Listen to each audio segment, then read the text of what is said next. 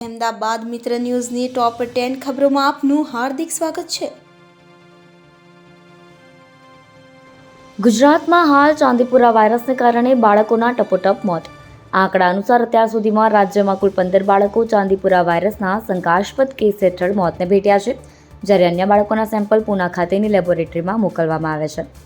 ચાંદીપુરા વાયરસના શંકાસ્પદ બાળ દર્દીઓ મહાનગરોની હોસ્પિટલમાં આવી રહ્યા છે। વિસ્તારોમાં જ નહીં પણ મહાનગરોમાં પણ દેખા દીધી છે। અમદાવાદની સિવિલ હોસ્પિટલમાં ચાંદીપુરાના શંકાસ્પદ 6 કેસ નોંધાયા છે, જેમાં 2 બાળકના મોત થયા છે, જ્યારે 3 બાળ દર્દી સારવાર હેઠળ છે, જેમાં 1 વેન્ટિલેટર પર છે અને 1ને ડિસ્ચાર્જ આપવામાં આવ્યું છે। રાજ્ય સરકારે GMERS મેડિકલ કોલેજની ફીમાં કર્યો વધારો। આ ફી વધારાનો રાજ્યભરમાં વિરોધ થતાં રાજ્ય સરકારે ફી વધારો કર્યાના 16 દિવસ બાદ યુટર્ન માર્યો હતો અને ફીમાં થોડો ઘટાડો કર્યો હતો। તે બાદ પણ વાલીઓએ પૂરેપૂરી ફી વધારો નાબૂદ કરવાની માંગ કરી હતી, જે માંગ પૂરી ન થતાં 18 જુલાઈએ અમદાવાદમાં વાલીઓ GMERSની બહાર ભેગા થયા હતા। વાલીઓએ GMERS બહાર રસ્તા પર વાટકા લઈને લોકો પાસે ભીખ માંગી હતી। ભીખમાં મળેલા પૈસા GMERSને આપીને વધારેલી ફી ઘટાડવા માંગ કરવામાં આવી છે। 40 લાખની લૂંટ મામલે અમદાવાદ ક્રાઇમ બ્રાન્ચે 2 આરોપીઓની ધરપકડ કરી। એલિસ બ્રિજ કલગી 4 રસ્તાથી લો ગાર્ડન તરફ જતા રસ્તા પર 10 જુલાઈએ આંગડિયા પેઢીના કર્મચારીને માર મારીને 40 લાખની લૂંટનો બનાવ બન્યો હતો। લૂંટ મામલે અમદાવાદ ક્રાઇમ બ્રાન્ચે 2 આરોપીની ધરપકડ કરી છે। આરોપીઓએ ચોરી કરેલા એક્ટિવાનો કલર બદલીને લૂંટને અંજામ આપ્યો હતો। જાન્યુઆરી 2023માં જમાલપુરમાં થયેલી લૂંટના ગુનાને પણ અને એલિસ બ્રિજમાં થયેલી લૂંટમાં આરોપીની બાઇક ચલાવવાની સ્ટાઇલથી ઉકેલવામાં આવ્યો છે। પોલીસે બંને આરોપીની ધરપકડ કરી વધુ તપાસ હાથ ધરી છે। 10 મહિનાની દીકરીનું બ્લેડ વડે ગળું કાપ્યું।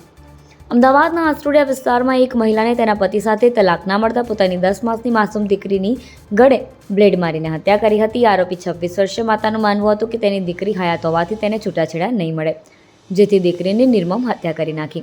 જે સંદર્ભે આરોપી મહિલા સામે ગાયકવાડ હવેલી પોલીસ મથકે BNSની કલમ 103(1) મુજબ ફરિયાદ નોંધાઈ હતી। કોર્ટે નોંધ્યું હતું કે આરોપી મહિલા સામે પોતાની જ દીકરીને જાનથી મારી નાખવાનો ગંભીર ગુનો છે। તપાસ મહત્વના સ્થળે છે, ત્યારે આરોપીને જામીન ન આપી શકાય। અમદાવાદમાં તાજિયાના જુલુસ નીકળ્યા। મોહરમ તહેવાર નિમિત્તે અમદાવાદના કોટ વિસ્તારમાં અલગ અલગ તાજિયાના જુલુસ નીકળ્યા હતા। જમાલપુર દરવાજાથી શરૂ થયેલા તાજિયા લાલ દરવાજા, મિર્ઝાપુર, રિલીફ રોડ, ખમાસા સહિતના વિવિધ વિસ્તારોમાં ફર્યા। જમાલપુરથી શરૂ થયેલા તાજિયાના જુલુસમાં નાના મોટા રંગબેરંગી તાજિયા જોડાયા હતા।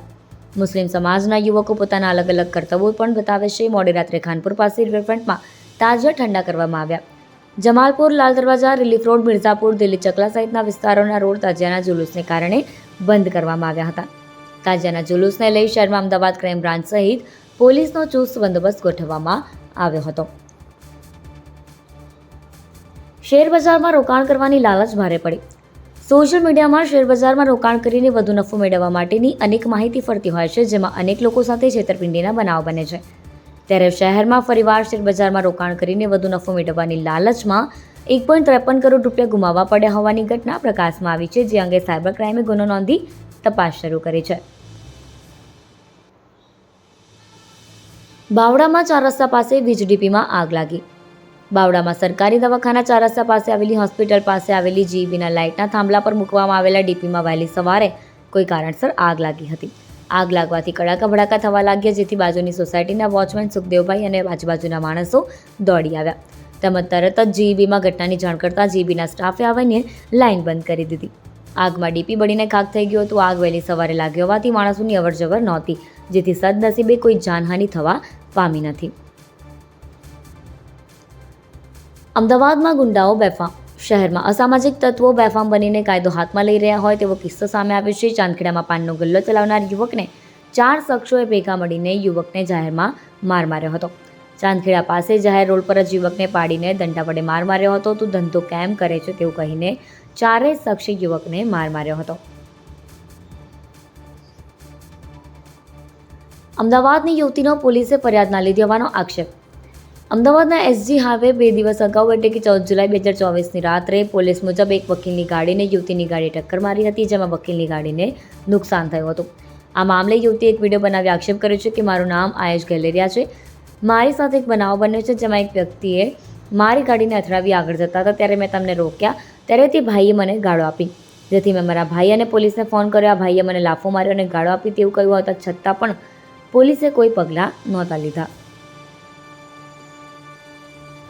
સૌરાષ્ટ્રમાં ભારેથી ભારે વરસાદની આગાહી વચ્ચે વરસાદી ઝાપટા જ વરસ્યા.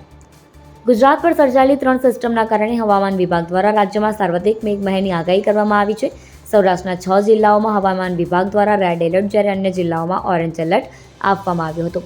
પરંતુ મોટાભાગના જિલ્લાઓમાં સામાન્ય વરસાદી ઝાપટા જ વરસ્યા હતા.